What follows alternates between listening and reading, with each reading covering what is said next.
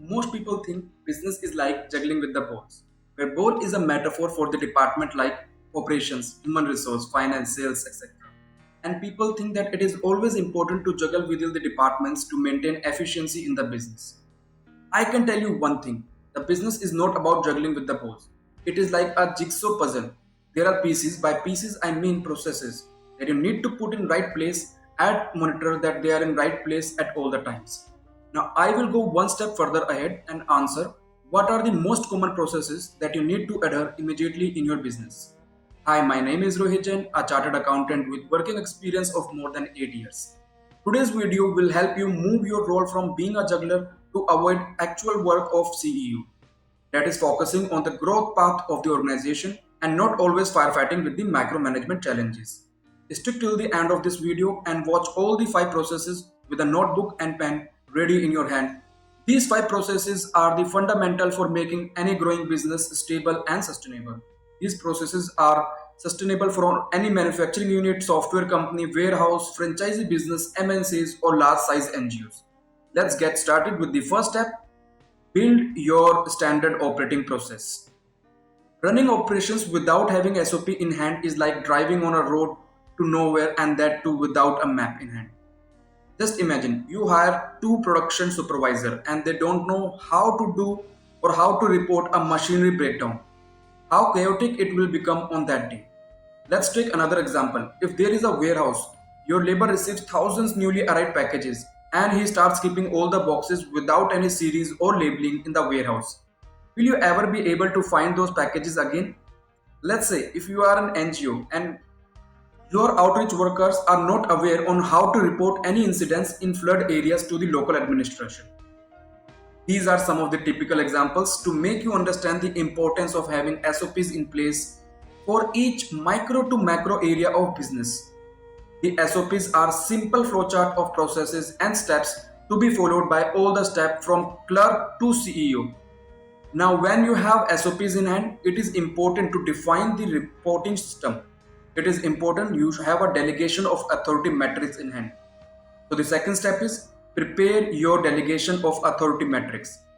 Whether as a CEO of a company of having 50 crore of turnover, would you review all the bills from rupees 50 to 50 lakh? The answer should be no.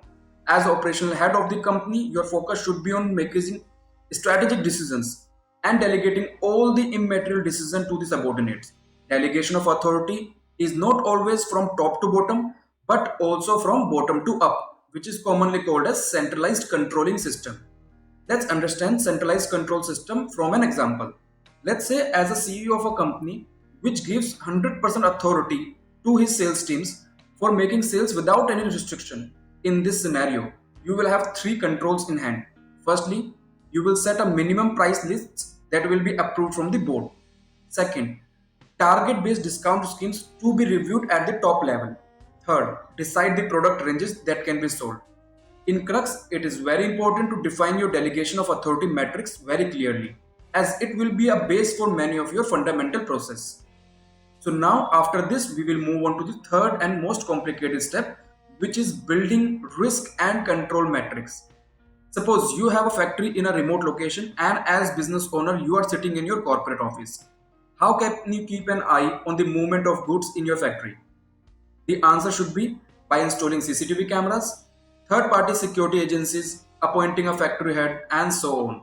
The answer is nothing but identifying risk, that is theft of goods, and building the controls that we have discussed recently. These steps include preparing a detailed spreadsheet with all the microprocesses defined with the person responsible and accountable, then defining the risk involved and control in place. If you are liking these videos but don't have expertise to implement these steps, just stick to the last of the video. I will brief you how to practically implement all these steps in your business. Now, let's move on to the other step, identifying cost saving areas. Have you ever faced a challenge at the end of the year? You analyze that the company has overshot the budget or your manpower cost seems unjustifiable. How can you stop this from happening? Analyzing the production is planned only on the basis of forecasting sales. Managing inventory as per the reorder level. Keeping a check on leakages in marketing schemes. monitor your business law compliance checklist to avoid interest and penalties. These are some of the examples that how you can save your cost by basically having controls in your system to avoid pilferages or leakages in the business. Now, after having standard operating procedures, delegation of authority in place, building your risk and control matrix, it is important to keep a check on all the areas and also important to have an expert who can give you independent views to identify cost saving areas. So, in the last step of the video, I will briefly discuss about periodic independent checks. As business owner, we hardly give efforts or pull out time for reviewing our past events. We are always busy in firefighting the current situation or planning for the future growth. There is nothing wrong about planning for the future growth, but keeping a check on the past engagement should be a periodic routine of any business owner. An independent consulting firm helps to resolve these problems. They go to your factory, corporate offices, or warehouse on your behalf and update the standard operating procedure, identify the risk and recommend the controls, also have an independent bird eye of the complete business. This helps them identify the cost saving areas. So basically the independent checkup check becomes one of the most important areas of the above five fundamental steps. With the last step, we end our discussion on five fundamental processes that are relevant for making any growing business sustainable and stable. Still, if you are left with any query, please use the contact details available in this video in the description box.